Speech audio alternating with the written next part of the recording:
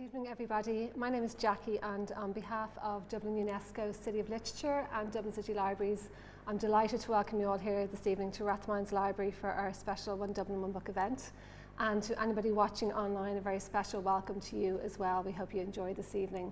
It's the start of our month of events to celebrate Nora by Nuala O'Connor as our One Dublin One Book selection, and we are, thanks to the funding from Dublin City Council and Department of Arts, we have a whole range of free events this month, and we hope to see you at maybe some more events over the month. All event details are on onedublinonebook.ie, and there's programmes as well. Some of you have picked them up already. So this evening's event will be a mixture of readings and chat and music, and Nuala will start off the event with a reading, and she'll talk about the writing of Nora, and then that will be followed by Darina Gallagher and Sinead Murphy, who are going to provide some Joycean-inspired music, which I know you're going to really enjoy. So I'd like to hand you over now to Nuala, and I hope you all enjoy this evening's event.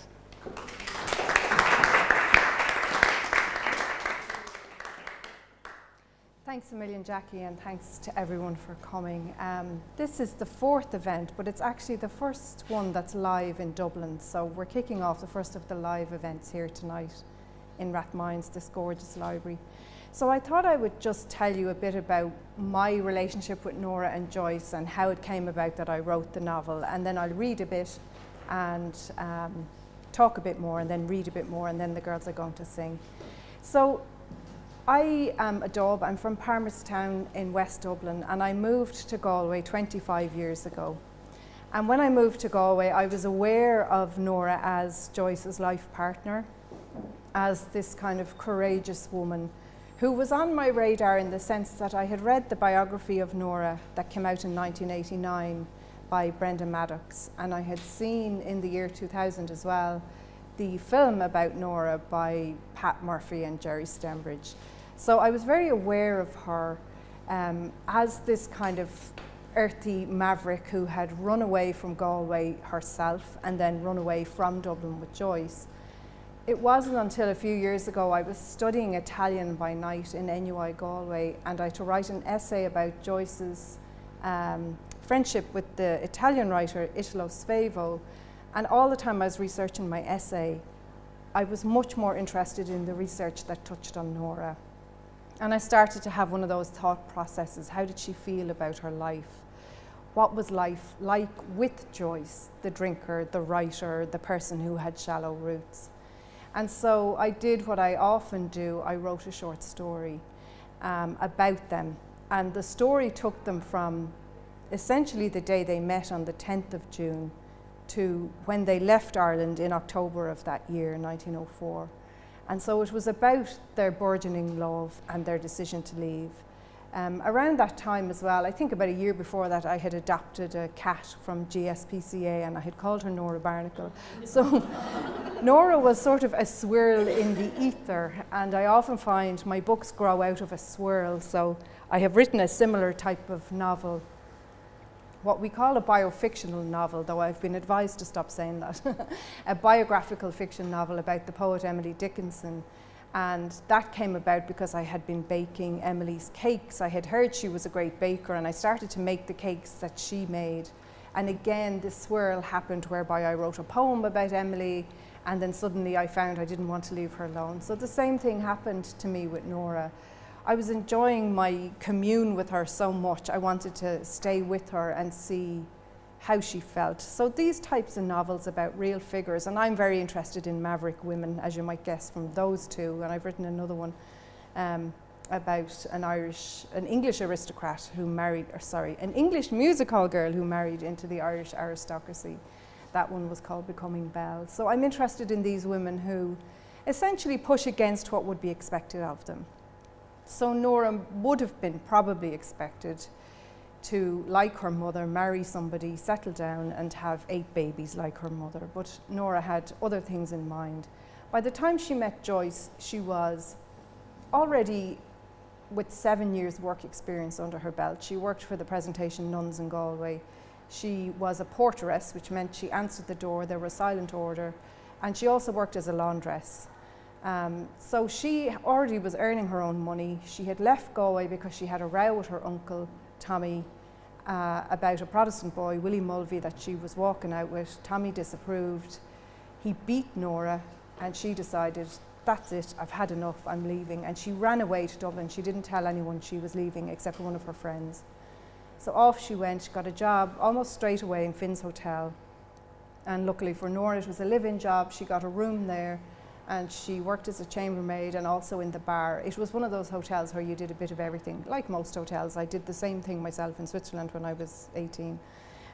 So Nora arrived, has this job. She's a well-turned-out girl. She's always liked style. Her mother was a dressmaker. She wasn't hugely close to her mother. She'd been brought up by her grandmother.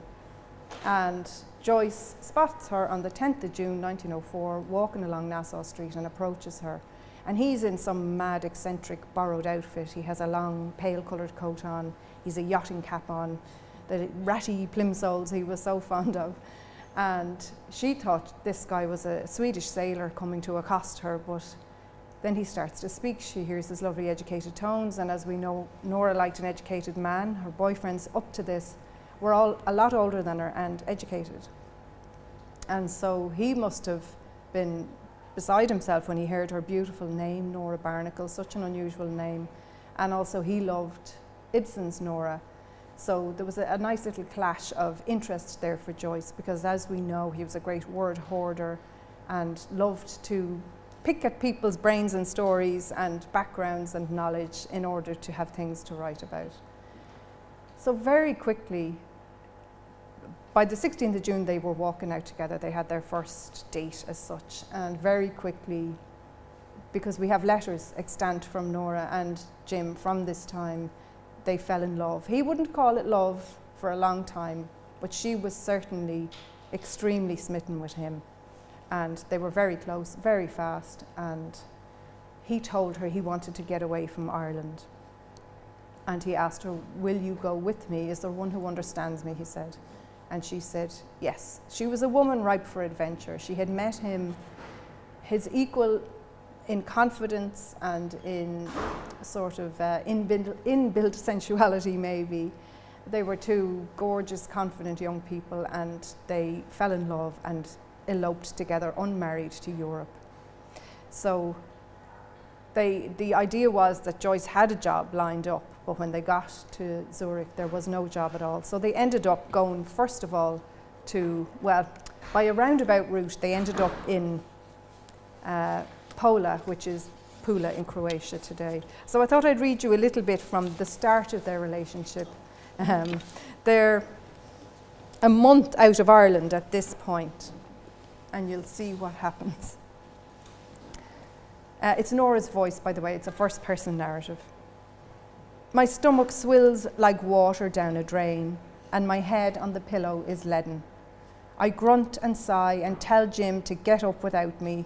I know he's itching to get to his writing anyway, before he goes to the school to teach. Across the pages his hand goes every morning, scratch, scratch, scratch with his nib. And his face takes on a concentrated, faraway look. Now, instead of getting his papers to start, he props onto one elbow and peers into my face. Nora, are you all right? He asks.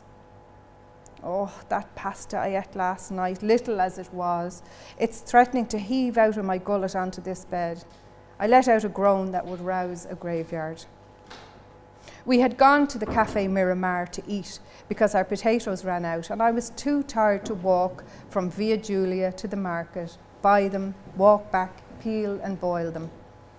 In the cafe, I ate a tiny bowl of pasta al pesto and then belched and gurgled all the way home after it. My innards were bad and I felt altogether out of sorts.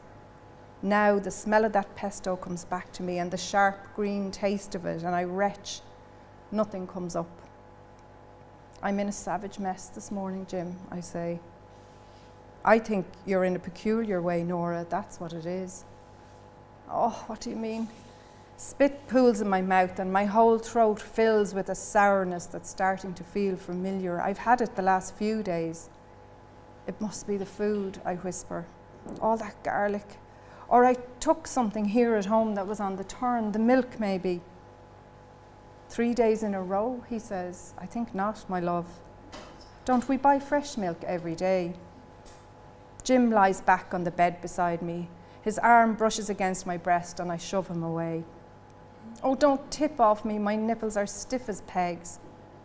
For once, I can't bear Jim to touch me. The thought of his mouth on my breast makes me angry somehow. The stuff of my nightgown is irritation enough. When it scratches against me, I want to scream.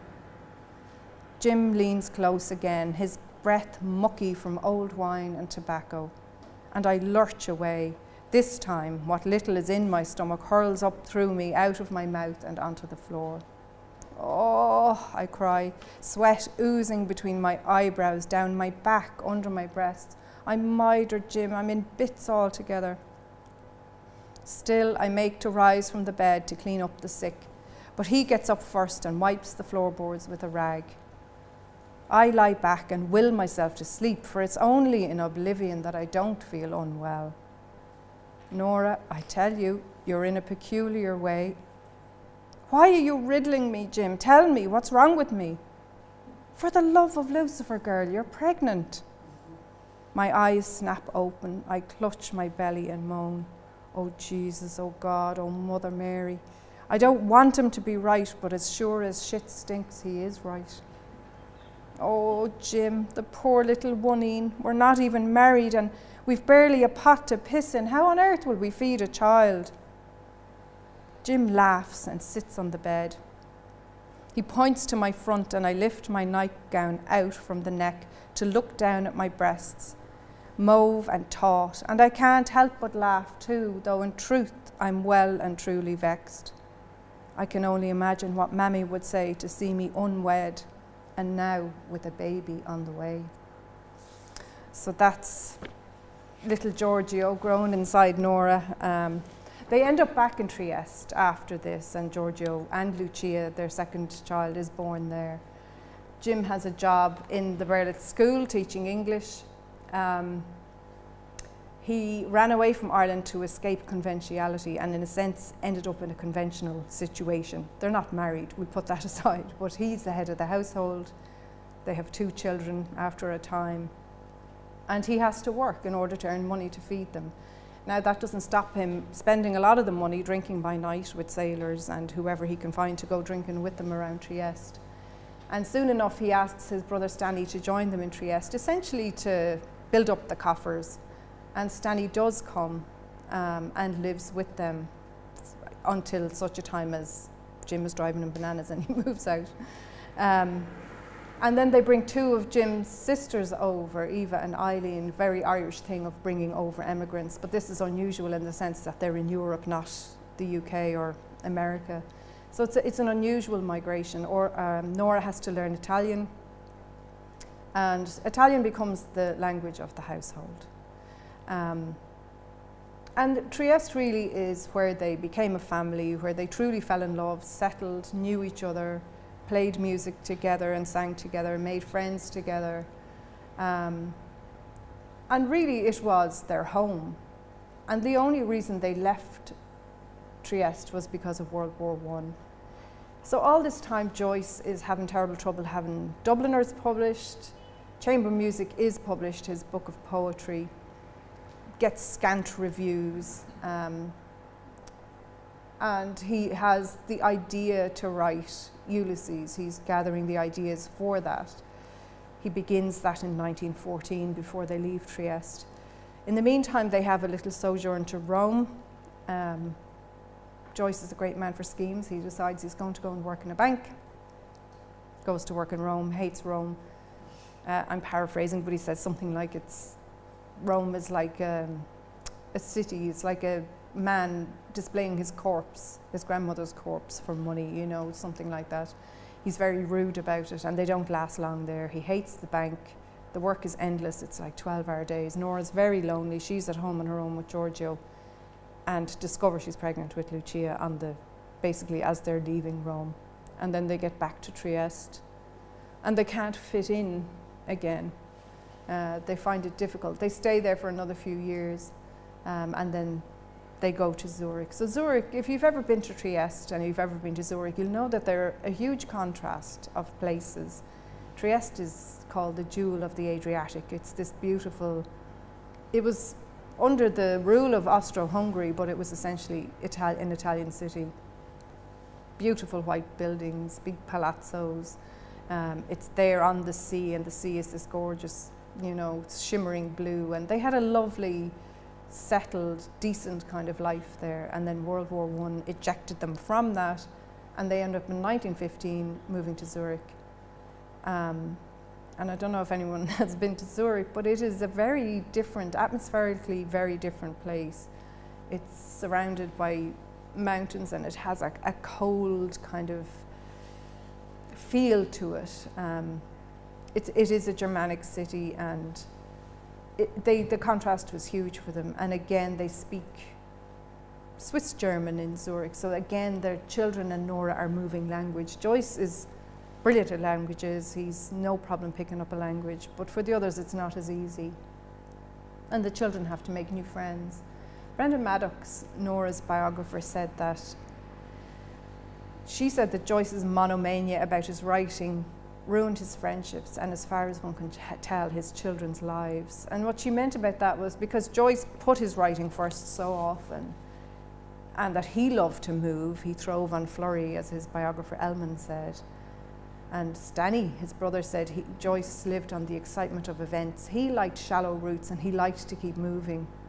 And if you know about his childhood, his father lost the money, drank away what money they had, and was constantly moving the family at night into worse and worse living situations, running away from bailiffs, people he owed money to, landlords who might evict them. So Joyce had learned this pattern probably in his childhood and then adopted it for his own life.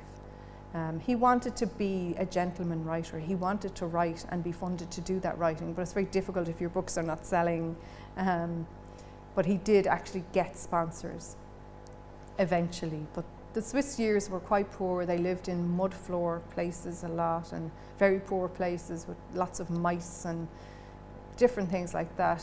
What was different in Zurich was there was an expat community of English-speaking people, and they dug into that community. And now Joyce and Nora, because the children were a little older, they could go out at night, and they would leave the children on their own, which I think when some people heard about that, they were extremely alarmed, but it was sort of normal for Irish people to leave young children alone. It wasn't that much of a big deal. So they would go and socialise with other people who were interested in the artistic life, people like Frank Budgeon and Claude Sykes. And with Sykes, Joyce set up the English Players, and they began to put on English language plays in Zurich. And one of the plays they put on was Synge's Riders to the Sea. And Nora was chosen to play Kathleen in Riders to the Sea. So Joyce and Sykes are putting it on, and they're casting everybody they know. The children even had bit parts. They were in a crowd scene, and Joyce wrote something for the programme. So it was a family affair. And I had the scene in my novel where Nora plays Kathleen in Riders to the Sea, but I think it was my agent as opposed to my editor asked me to ditch it, because the book was enormous by the time I submitted it to my agent, and so certain things have to go. And I was a bit surprised that so many of the scenes that they recommended would go between my agent and the editors were the ones where Nora was alone and had agency and was doing interesting things. So I guess for a publisher who's trying to sell a book, or an agent who's trying to sell a book, Joyce is what's of interest in the Nora story, whereas for me, Nora was what was of interest. So a lot of the scenes where she is having a high time herself are gone from the book. But I thought maybe tonight I would read a deleted scene for you in an exclusive, just for something different. And because the girls are going to sing a few war songs, and this is during World War I in Zurich, I thought we could tie it in that sense, that this is a scene from Zurich. So this is the bit where Nora's in Riders to the Sea. I'm in Jim's new play at the Fowen Theatre. Well, not Jim's play itself. His Exiles has yet to be staged, but Synge's Riders to the Sea, and I'm playing Kathleen, daughter of the poor crater who has lost a power of sons to the sea and is about to lose more. Claude and Mrs. Sykes say I was born to play the part, and I must say I feel rightly comfortable on that stage, bare feet and all. I have a lot of lines, but by getting the children to go through them with me, I find the speeches are coming natural.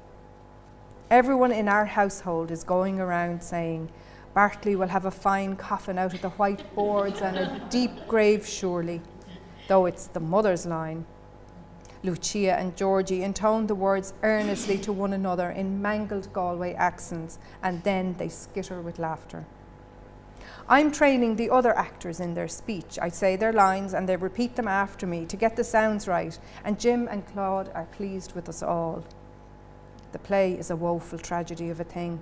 The sisters, Nora and Kathleen, are hiding their brother's clothes from their mother, for they know he drowned in them, and they're not yet ready to tell her he's gone. The clothes are only bits, one knitted sock and a plain shirt, but young Nora made the sock, so she knows that it came off the body of her brother. On the stage tonight, I hold the damp shirt and sock that I'm to hide in the turf loft of the cottage so the mother won't see. And suddenly I think of my brother Tom, cold and wet in some trench, holding a gun in his fine young hands, as near to death as man can be. And it makes me shiver with loss and sadness. The whole theatre feels as if it floats in taut silence when I place the bits of the dead brother's clothes into the loft, as reverently as if they were Tom's. I feel shaky in doing it. Backstage afterwards, Jim rushes up to me, his face alight. "You were splendid, Nora," he says. He pulls me to him, such emotion. I thought of my brother as if he were the dead son, I tell him. "Brava, Goosine," he says. He links me and leads me towards the dressing room. Everyone was looking at you, Nora, eating you up with their eyes. My gut cranks in irritation, and you loved that, Jim, all the eyes on me. Every person there tonight will carry home the image of you. Isn't that glorious, Nora? They have the picture of you and your lovely naked toes in their minds, your lovely self. I lower my voice, for people are milling around us. And when you say they, I suppose you mean the men. I suppose, Jim Joyce, you mean that they'll be pulling at themselves with my face and my toes in their minds. He smiles and tips his forehead to mine. Exactly that, my love. Jim slides his hands around to my rear and squeezes, and in spite of my annoyance, I giggle. We kiss softly, and Claude Sykes runs past and whoops high on the success of the evening. "Marvellously deep, Mrs. Joyce," he says. Jim hugs me close. "You really brought powerful emotion to the turf loft. You surely did. Well done, my girl." "I'm happy that you're happy," I say. He puts his arm around my waist. I was thinking, as I said, of our own Tom, and how this war might swallow him yet, as the sea swallowed all the young men in the play. "Hush now, Goosine, we won't go down a morbid path." Jim kisses my nose. "You were so dignified in your grief, cara mia." I put my two arms around him, my heart brimming now with both joy and sorrow. "Jim, do I too often send you out like the mother and Bartley, with an unlucky word behind him and a hard word in your ear? I hope I don't." Jim wraps himself around me. "My maudlin little girl, I deserve every cut of your tongue, no doubt. But I should never leave you with the bitter word. The play shows me that." "But I always come back, don't I?" Jim says. "You do." We hold each other in the dark recess of the Fallon Theatre, and I wish I could stay here forever, safe in Jim's arms. So that's That's 1918 in Zurich, and from there, as you probably know, Ezra Pound enticed Joyce to go to Paris because he assured him that all the literary people were there, and off they went to Paris. Sylvia Beach stepped up wonderfully when nobody else would touch Ulysses and offered to publish it. He had been writing it all that time in Zurich. And of course then fame didn't bring what maybe people hope for with fame, and that is some sort of peace of mind or something. It brought people wanting a piece of him, and he didn't like to give interviews and he didn't like to talk to strangers really. So they'd be in a cafe trying to eat their dinner, or not a cafe, a restaurant. They had very high tastes, and people would send over wine, or they'd send over compliments, or they would want to come and talk to them, and Joyce would go silent. You know, he didn't like this. And then, of course, in the early 1930s, Lucia was diagnosed as a hebephrenic schizophrenic, and that brought a lot of sorrow and unhappiness and discomfort to the family. She was unwell. Joyce did not want to fully acknowledge that she was unwell. He spent a lot of time sending her to different doctors, getting various friends to mind her, and in the end had to sort of acknowledge that she was very unwell. And you probably know that she was institutionalised for almost 50 years of her life, ending up in Northampton in England thanks to Harriet Weaver. Harriet was Joyce's great sponsor, gifted him the equivalent of 1.5 million euro in today's money over the course of her gifting to the family. And they were not great money managers, so they spendthrifted a lot of that money away. They loved fine clothing and fine dining and nice holidays in the very nicest hotels. So poor Harriet thought she was funding him to write and to have a little room to write in. She was in fact funding kind of a lavish lifestyle. Joyce was incredibly generous with other people's money.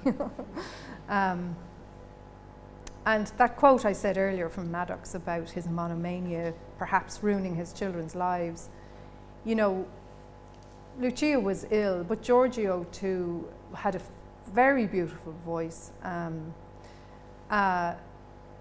but didn't pursue a career as a singer, no more than Lucia didn't pursue a career as a dancer, because Giorgio was extremely nervous in performance and couldn't really get it together to keep it going.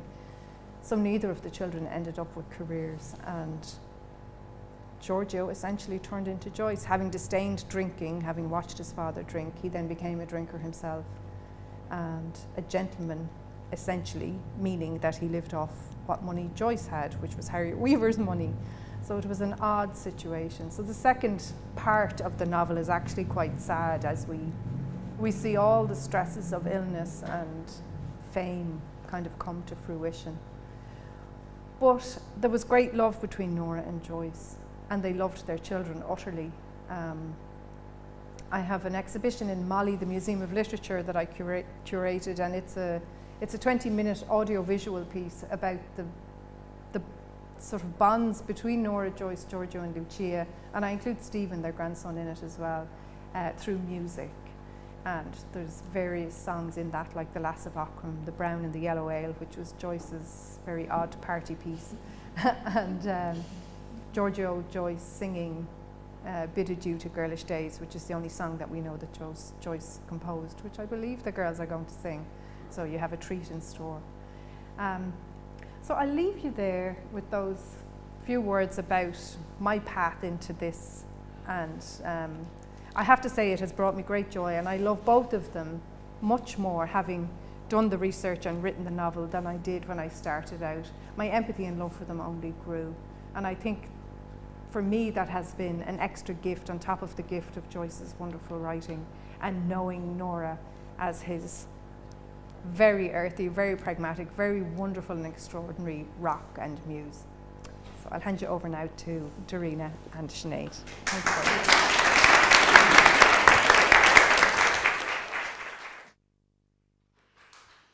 Furiously scribbling notes throughout the whole thing. I've written a whole show. Thank you, Nuala. That was so beautiful. Yeah, So folly that. I know. What happened when we launched in the CHQ building is the extraordinary resonances and echoes in so much of Joyce's musical choices in his work that seem to reflect the relationship between Nora and Jim through their life. And so, given this job to do, to follow you this evening, we really thought about how to weave their life together through song. So this is a musical homage to Nora, and thank you to Nuala for inspiring us to go on this little journey.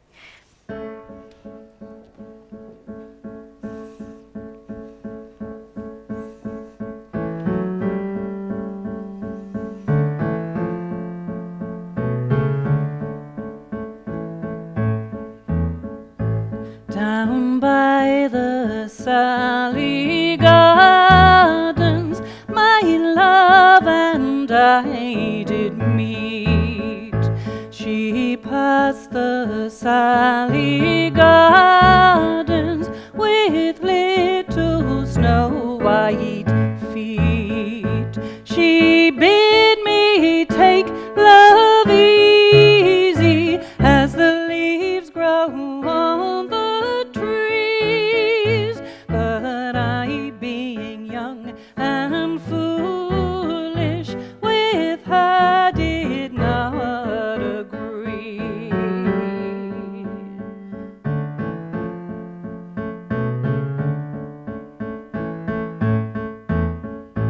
In a field down by the river, my love and I did stand, and on my leaning shoulder she laid a snow white hand. She bid me take life easy as the grass grows on the wheel.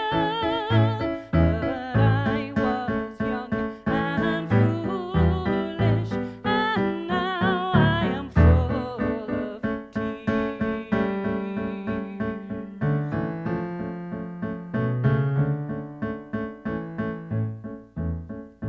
Down by the Sally Gardens, my love and I did meet. She passed the Sally Gardens with little snow white feet.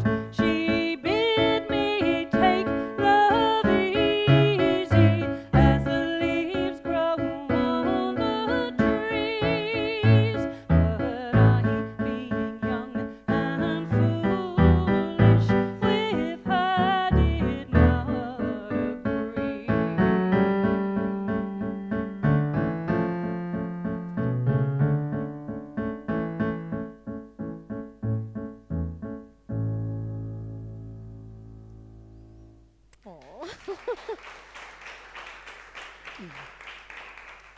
So sang the young Joyce in 1904 in the ancient concert rooms. John McCormack was in the room.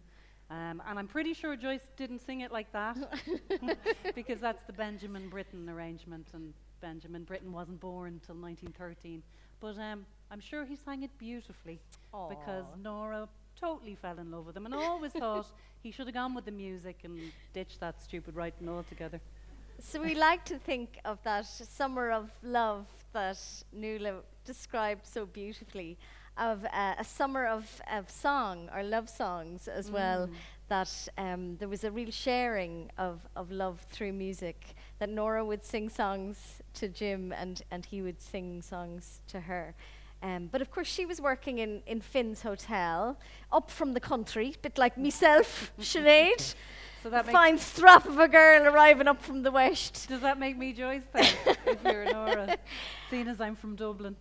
And one of the songs that we thought really fit with this moment in Nora's life is from a boarding house where Polly Mooney is the girl, the gorgeous young one in the boarding house. Also wild. A wild young one. She's Mrs. Mooney's daughter, of course, and that's why she's there. But she's a little bit naughty. And thinking about Nora as a young girl, you know, dressing up in men's clothing, sneaking out of the house, maybe a little bit wild, a little bit carefree. So there's a song in the boarding house that Polly Mooney sings called Naughty Girl. So we think it suits Nora at this time.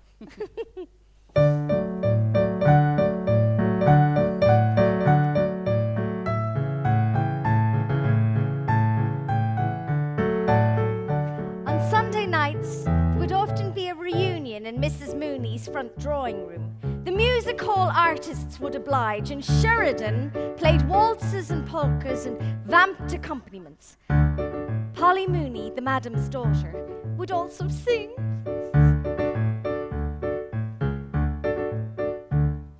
I'm I'm an imp on mischief bent, only feeling quite content when doing wrong. When doing wrong. Sometimes when I've had my fun, I repent of what I've done, but not for long. But not for long. On my mistress tricks I play, telling her what love should say, whispering what love should do. She believes and does it too. I'm a naughty girl, you needn't shout, you know I am. Rome is in a whirl, because they're all afraid of this naughty little maid.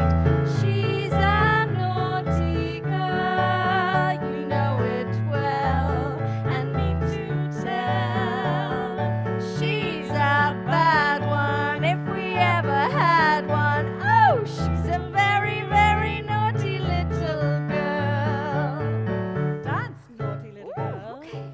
Dance.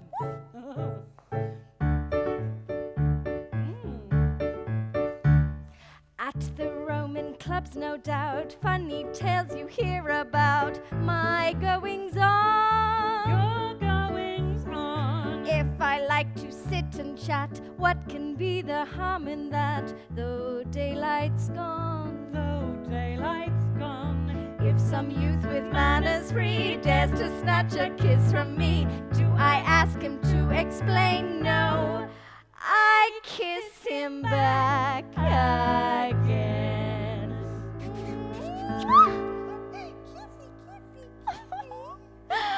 I'm a naughty girl, you needn't shout, you know I am. Rome is in a whirl, because they're all afraid of this naughty little maid. She's a naughty girl, you know it well, and mean to tell. She's a bad one, if we ever had one. Oh, she's a very, very naughty little girl. Oh, she's a very, very naughty little girl. Oh, she's a very, very naughty little girl.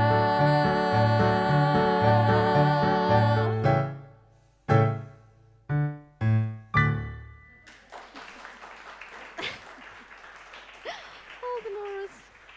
Did you see the way the hat instantly made me into a man for the whole thing? I It's love the way that happens. amazing that, isn't it? Uncanny. We also liked, this is just for Anne Marie and Dublin City Libraries. Normally we wear our sailor suits, thinking about Joyce and his love of the sea, and almost, And as the you said, photo of him as a little boy in his little yeah, sailor and suit. a kind Yeah. of androgynous that we can turn into men and women, maybe thinking about Nora dressing up and that the freedom of that at that time. But also what Nuala was saying was Nora liked her style. She certainly did, and there's a lot of coats. I in know. your book. There really is. There's the Lot of- borrowed coat at the start when she's leaving. And then there's the very glamorous coat that she gets in Zurich. You'd need a coat in Zurich. You know, she might have got away with no coat in Trieste, but not in Zurich. And we thought this one was a little bit like the cover of the book. I know, we couldn't believe it when we said we could wear our fab coats. Kind of but fits you also- though, doesn't really fit me. Anyway. Thinking about what Nuala described as well of this crazy summer of love that finishes on the 8th of October when they leave, and they leave Ireland and don't come back to live. They come for a couple of visits, but this is a real goodbye and an extraordinary leaving on the North Quays of Dublin, and a leave and eloping, such a risk for this young woman to take. So the next song we're going to sing is a song that Lucia wrote, and it appears in Finnegan's Wake. She didn't write. She didn't write, but she wrote out in a letter to Joyce, and went on one of her visits to Ireland, and she said, "This is your song, Mammy and Daddy, about your leaving Dublin." as such young people on the 8th of October. So this is Dublin Bay.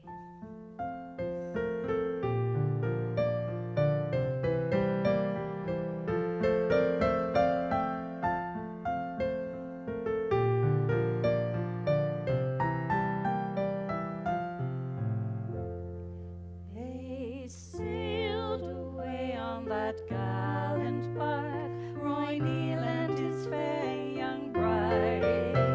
They Adventured all on that bounding ship that danced on the silvery tide, and his heart was young and his spirit bright as he kissed her tears away. And they watched the shore recede from sight of their own sweet Dublin Bay.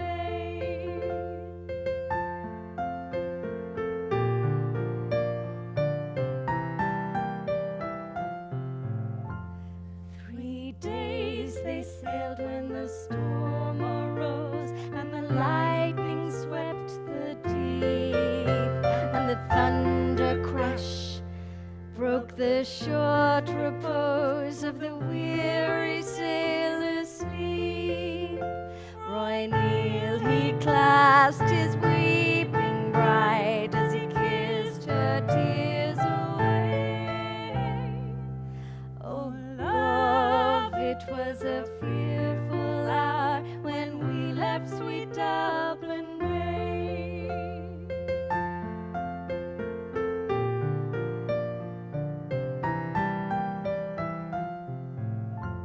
On the crowded deck of that doomed ship, some fell in their deep despair, and some more come with a holier heart, so the God of the storm in prayer. She has struck a rock, the sailors cried, the breath of wild dismay.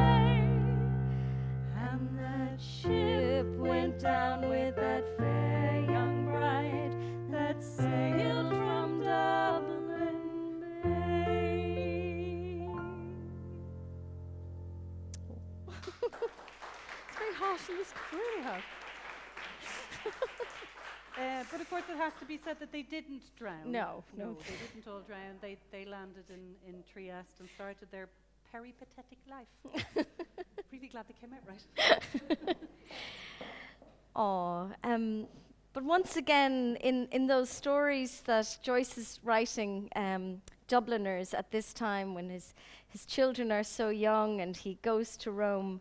So he's written some of the stories in Dubliners still in Dublin and then finishes them in those early years in Trieste. But when in Rome, he becomes desperately homesick. Maybe the job in the bank is not helping. And he thinks about the happy times. A lot of Dubliners isn't very happy.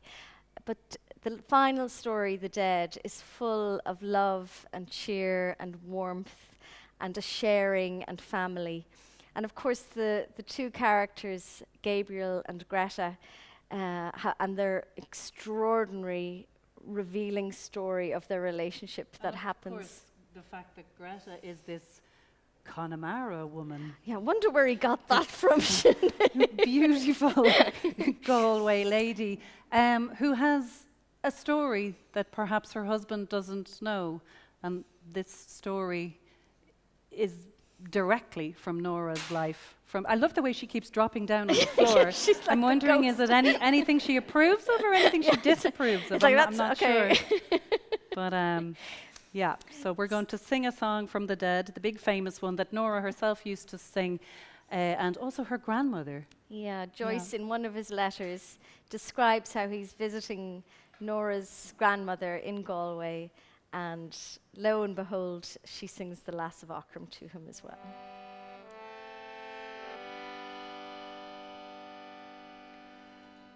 If you be the lass of Aughrim, as I take it, you mean to be. Tell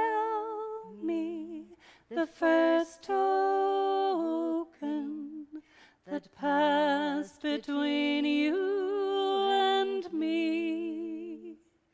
Oh, don't you remember that night on yon lean hill when we were together? I'm sorry now to tell. Oh, the rain, it falls on my heavy locks, and the dew, it wets my skin. My babe lies cold within my arms, and none will let me in. Oh, the rain, it falls on my heavy locks, and the dew, it wets my skin. My babe lies cold within my arms. Lord Gregory, let me in.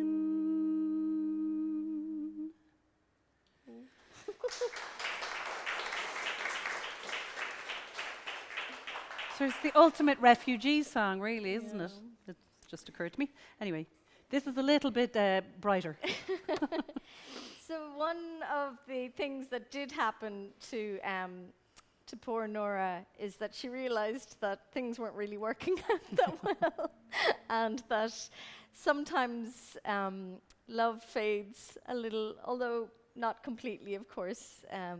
That maybe their love was the strength, but you know, things aren't easy. As love grows older, love grows colder. We better sing the song, otherwise we just end up saying all the lyrics.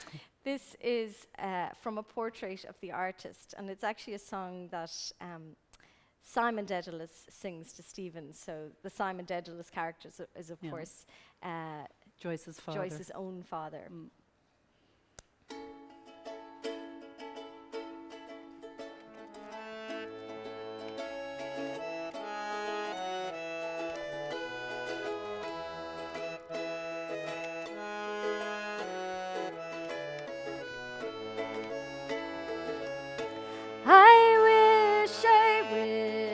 I wish in vain.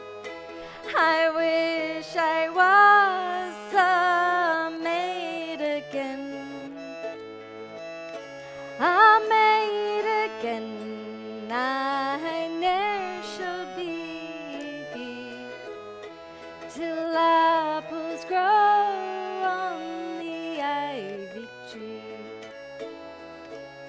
For love is pleasing and love is teasing, and love is a pleasure when first it's new. But as love grows older, sure love grows colder, and fades away like the morning dew. Poor Nora. I've left my father, I've left my mother, I've left my brothers and sisters too. I've left my friends and my own religion. I've left them all for to follow you. For love is pleasing and love is teasing, and love is a pleasure when first it's new. But as love grows older, sure love grows colder, and fades away like the morning dew.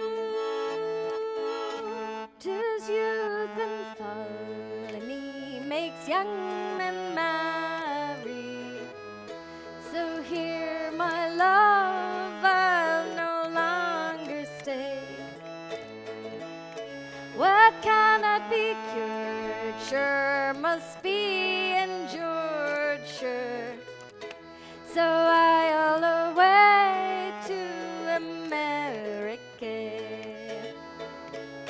For love is pleasing, and love is teasing, and love is a pleasure when first it's new. But as love grows older, sure love grows colder and fades away like the morning dew.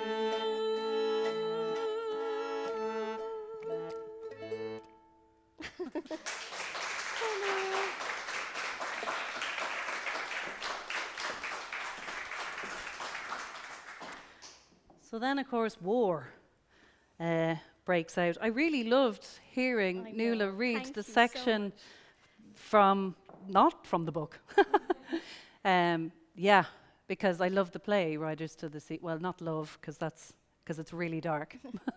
But the whole idea, the way you brought together the sea and war is very interesting to me. I And haven't fully formed that thought, so I'll stop even now. though they were having this, what seemed like a really joyous time in Zurich, and were refugees and had found a safe place to go.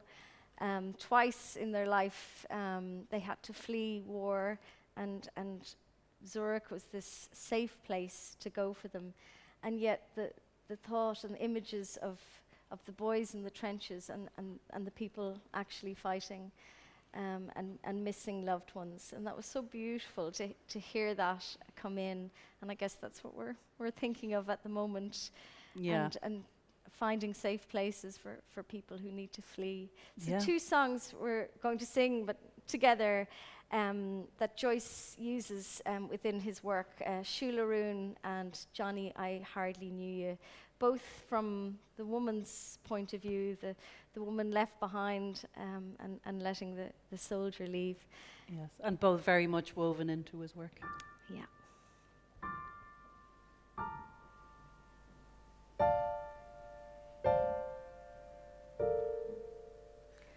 Oh, I wish I was on yonder hill. It's there I'd sit and cry my fill, and every tear would turn a mill. Is good jade through my winding slow. Shul, shul, shularoon,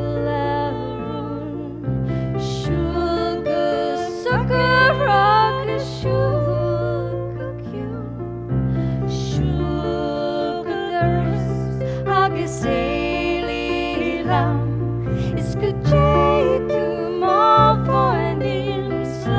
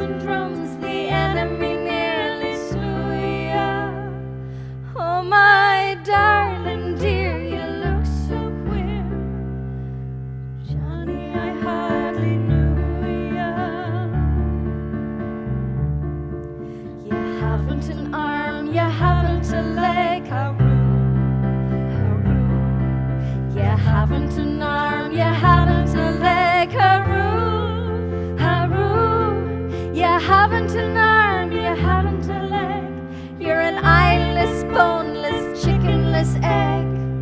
You'll have to be put with a bowl out to beg. Johnny, I hardly knew ya. With their drums and guns and guns and drums, haroo, haroo. With their drums and guns and guns and drums, haroo, haroo. With their drums and guns and guns and drums, the enemy nearly slew ya. Oh, my darling dear, you look so queer. Johnny, I hardly knew ya.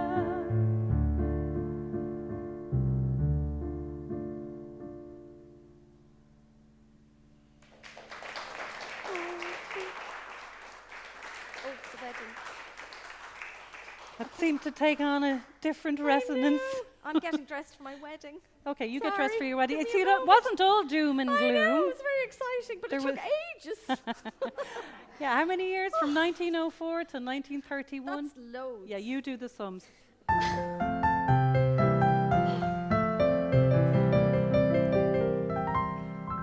Oh, just around the corner of the street where I reside, there lives the sweetest little girl that I have ever spied. Her name is Rose O'Grady, and I don't mind telling you that she's the sweetest little rose the garden ever grew.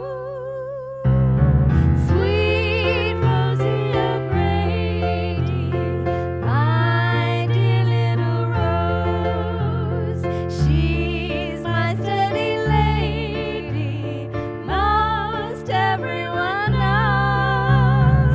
And when we are married, how happy we'll be, for I love sweet Rosie O'Grady, and Rosie O'Grady loves me. I never shall forget the day she promised to be mine, as we sat telling lovers' tales in that golden summertime. 'Twas on her finger that I laid a small engagement ring, while in the trees the little birds this song they seem to sing. Sweet Rosie O'Grady, my dear little rose, she's my steady lady, most everyone knows. And when we are married, how happy we'll be, for I love sweet Rosie O'Grady, and Rosie O'Grady loves me. One more time. Sweet Rosie O'Grady, my dear little rose, she's my steady lady, most everyone knows. And when we are married, how happy we'll be, for I love sweet Rosie O'Grady, and Rosie O'Grady loves me, for I love sweet Rosie O'Grady, and Rosie O'Grady loves me.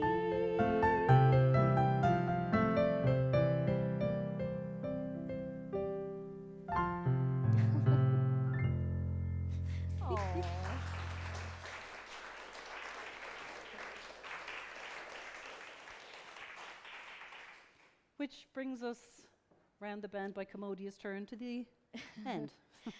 Yeah, Or the beginning. Rosie O'Grady's from a portrait of the artist, but we like to think about their wedding day in 1931. But from the publication of Ulysses in 1922, that we're celebrating the 100 years, to right up to Joyce's death in 1941 or 1930. 39, 40. When was he? Oh, he was writing. He was writing Finnegan's Wake, and doing edits in that final year. And then, of course, another flee to Zurich again, and there he died in 1941. So Finnegan's Wake, we thought, might be the perfect ending. But also the fact that it's such a distillation of all the languages. Buonanotte. Yeah. Buonasera. Sorry. Buonasera. Guten Nacht. Guten Abend. All Meine those Damen und languages Herren. that poor old Nora was trying to learn and not maybe doing as well as Joyce was with them. It seemed to me. So our last two pieces, and again we'll merge them together, are one of our favourite pieces, the final passage from Finnegan's Wake of Anna Livia Pluribel, reaching the end of her destination. So she started as a little nuvoletta, as a little cloud in the sky and a drop of rain, and went into a stream. But of course, she went to become the River Liffey, and we meet her as she now is entering the sea, her final destination. But of course, she's Anna Livia, but she's Nora, and she's the wife. She's the wife of Finnegan, Begin Again. And of course, she's all women everywhere. She is. And then we'll merge that with Bid Adieu, Bid Adieu. which, as Nuala was saying earlier, is the only song of Joyce's that we have the air that he wrote. Like we know it. He worked on it with Edmund Pendleton, so Edmund Pendleton put an arrangement to Joyce's air. But underneath Finnegan's Wake, I'm going to play some Samuel Barber, who set Nuvoletta, the little cloud, to music. So it'll merge into Bid Adieu. I'd just like to point out, though, before we start, that it says here, Bid Adieu, and there's an asterisk, and then it says, pronounced by Mr. Joyce, adieu. Yeah, So just so you know. French with a bad accent. very good accent. Well, very good Dublin Dublin accent, accent. I guess. Anyway, without any further We'll ado, send you off to the sea now.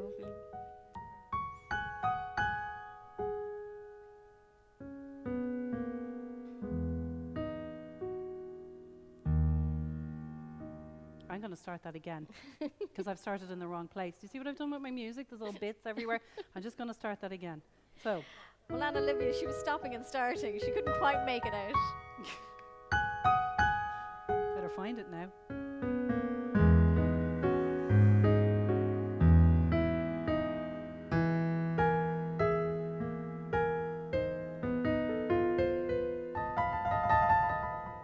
Soft morning city. Lisp, I am Liffey speaking. Lispin, faulty and faulty all the nights have falled unto long my hair, not a sound falling, no wind, no word. I am passing out, oh bitter ending.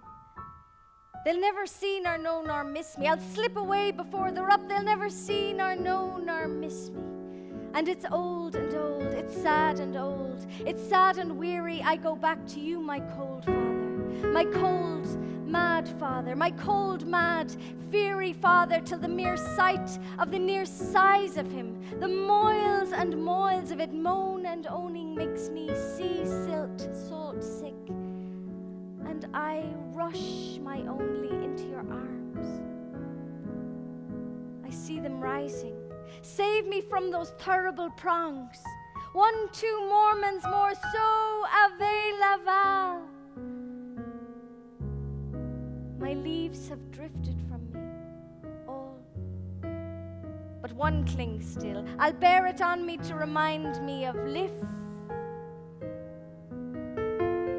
So soft this morning ours, yes. Carry me along, Taddy, like you done through the toy fair. If you seen him bearing down on me now under white spread wings, I think I'd die down over his feet, humbly dumbly, only to wash up. Yes, tide. There's where first we pass through grass, behush the bush to wish a gull. Gulls, far calls coming far. End here, us then, fin again take, but softly, remember me, till thousands thee, lisp, the keys to given, away, alone, a last, a loved, along the river run past even Adams, from swerve of shore to bend of bay.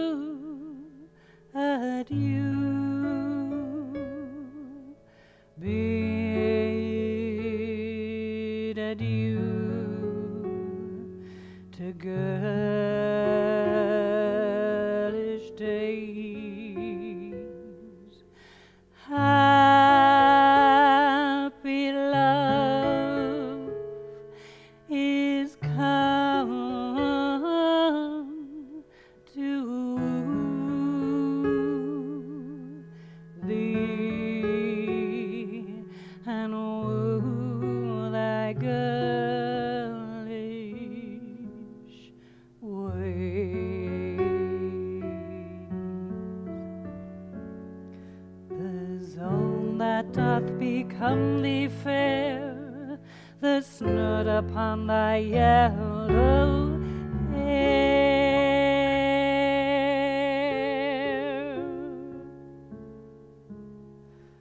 Bid adieu,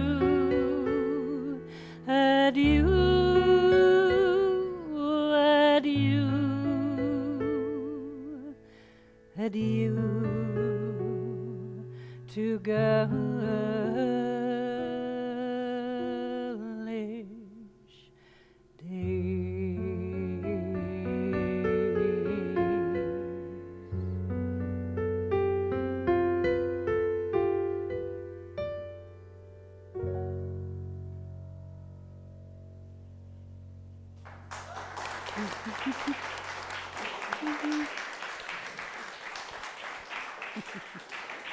You should come and take a bow.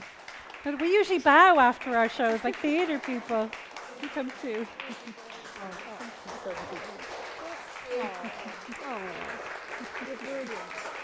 Thank you. I think you'll all agree that was just amazing. Thank you so much. I'm actually a bit speechless. Thank you so much, Darina and Sinead and Nuala, for a truly wonderful, wonderful evening. It's so lovely to be back in the library again. This is our first event in person, and it's just really heartwarming to see people back again. So thank you, and for everyone that's joined online as well. So thank you, and we hope that we might see you again over the month of April. The brochures were literally flying off the shelves earlier on. Literally. All part of the plan. But you can pick up a copy of the printed programme here, or everything's online at onedublinonebook.ie, and you can pick up a copy of the book. I know they're all flying out of Rathmines Library. I think you might have to reserve a copy, but there's loads of copies in Dublin City Libraries. You can get it on BorrowBox if you're interested in reading the digital version. So please do join along, or joint read along of Nora this year, this April. And thanks again for coming along. And sorry, will this be up online? Yeah, so this will be available online on the Dublin UNESCO City Literature YouTube channel, or if you just go to onedublinonebook.ie, we'll have a link to it tomorrow. Okay, so thanks again and good evening. Thank you, everybody.